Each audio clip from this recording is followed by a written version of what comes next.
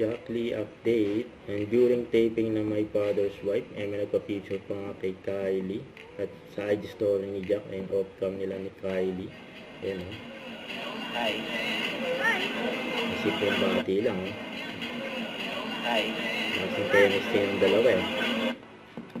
And during taping na My Father's Wife, ay si Kylie, nasa gitna. Yun o. Kasama ang stop and go at iba pang mga cast. Yes, ito yung sweet moment ng Jaklie. Saka yung ganito ulit si Jak eh, sa eksena eh. Ay, napang-asar ka talaga, Jak. Ayun, ang ulit ni Jak dyan. Ang sweet pa ni Gina at Gerald.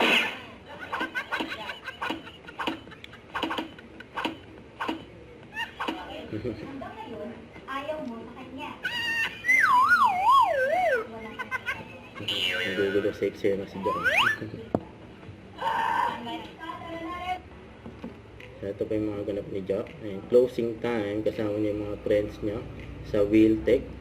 Ayan sila. Tapos namataan din si Jak sa isang restaurant